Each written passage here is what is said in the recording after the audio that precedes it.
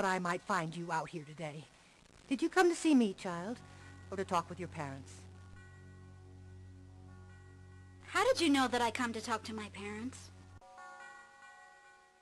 I'm the caretaker of this cemetery, Elena.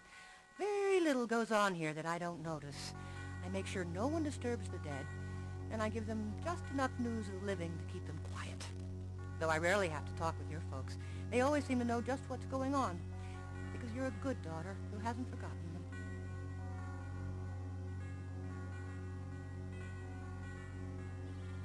What do you mean, it keeps them quiet? It's a big responsibility, Elena. I tidy up the graves and chat with the occupants as I go along.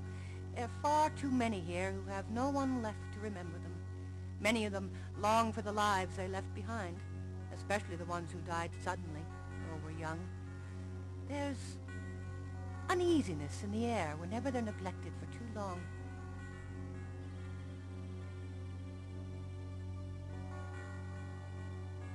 What happens when they've been neglected too long? Thankfully, I can't say for certain. I've been watching over this graveyard for more than 30 years now, and there's never been anything more than uneasy feelings.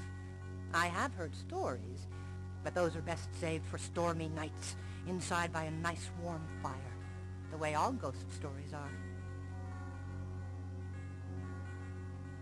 Ghost stories? What sort of ghost stories?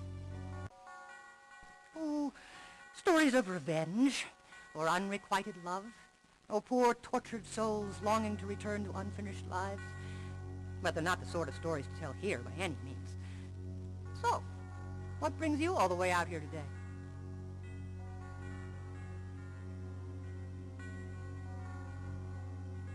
I came to talk to you, Mrs. Flowers.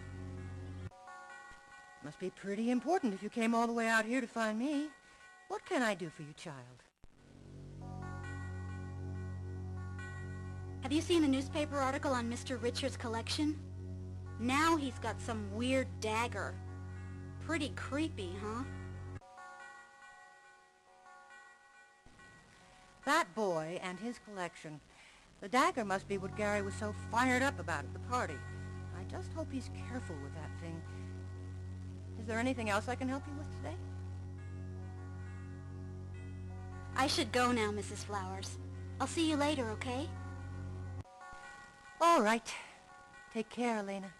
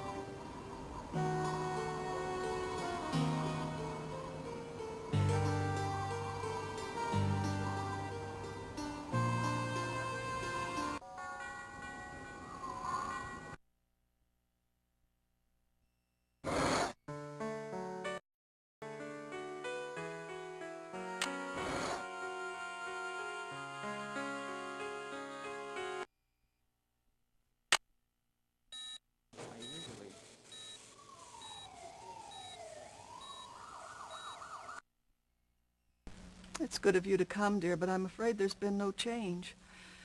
Margaret still hasn't regained consciousness. I could stay with her a while if you like, Aunt Judith. You need rest, too. Oh, no, dear, I don't feel right leaving her. I'll stay here until she wakes up. Then I'll be able to rest. See you later, Aunt Judith. Please be careful, and be sure to be inside by dark.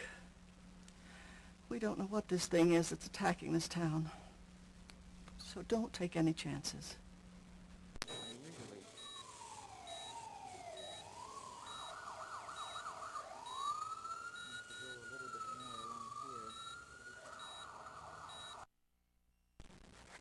Elena, you're hurt. What happened to you? What are you talking about? My sister's the one who's hurt. But you're hurt too, Elena. There are 3 gouges in your left cheek. What hurt you?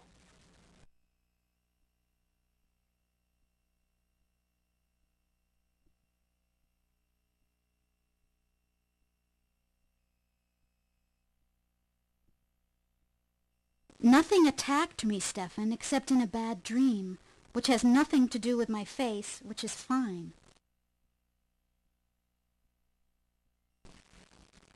Elena, you can be wounded in your dreams. There are creatures who can inflict psychic wounds, but not everybody can see these wounds. I have to make you understand. I just don't know how. Look, I'll wait for you in the lounge if you want to listen.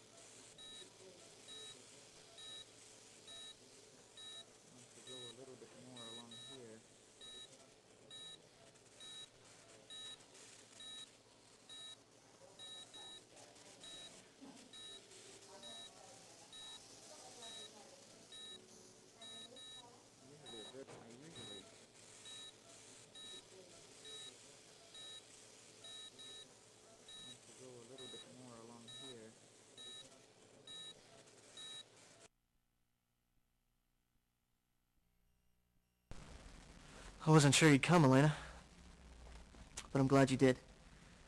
Listen to me. You are in danger. This whole town is in danger. But I'm not sure how to make you believe me. I wasn't sure I'd come either. And if you want me to believe you, Stefan, you can start by telling me how you knew about my dream. Well, I didn't know. Not for sure. When you're asleep, you're most vulnerable. Otherwise, your mind is very strong, Elena. I can feel it.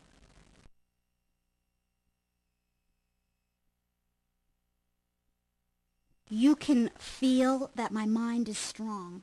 Right. Can you guess what number I'm thinking of, too? I'm not joking, Elena. It's no coincidence that both you and your sister were attacked on the same night. You were attacked by an ancient evil, Elena. One that will return again and again. Especially when there's some power in the family's blood. And now it wants your sister. And you.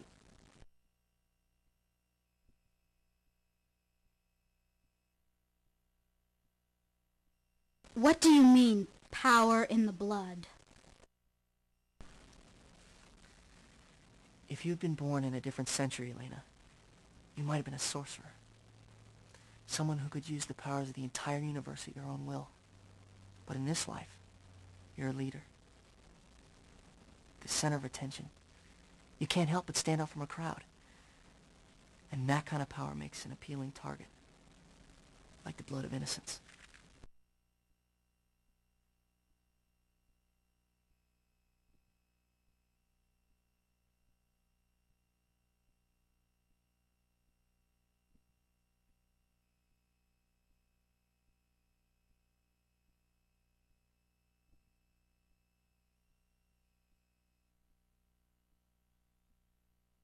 Why the blood of the innocent? Those who haven't sinned are pure. Pure blood is more powerful. But the evil force needs lots of strength to build ultimate power. More than it can get from just blood. It needs an ancient dagger. A sorcerer's weapon. That dagger is in Fel's church.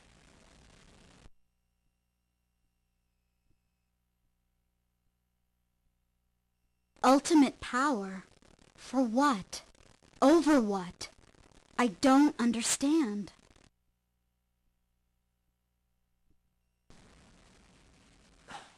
Imagine being able to do whatever you wish. You could have whatever you wanted. You could control whoever you wanted. No one could refuse you. You could kill your enemies as easily as you breathe, and you would never die. That is ultimate power. And if this evil thing obtains it, you and everyone you know will be destroyed.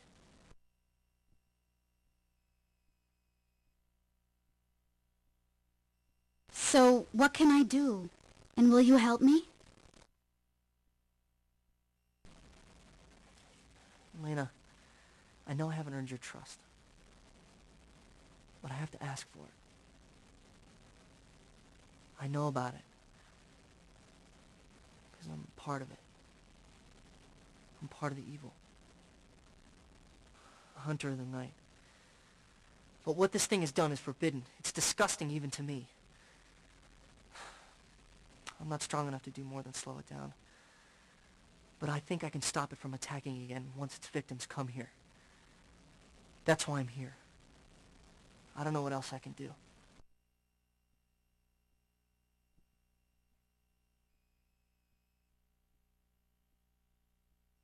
What are you telling me, Stefan? Are you saying you're the one that attacked Margaret?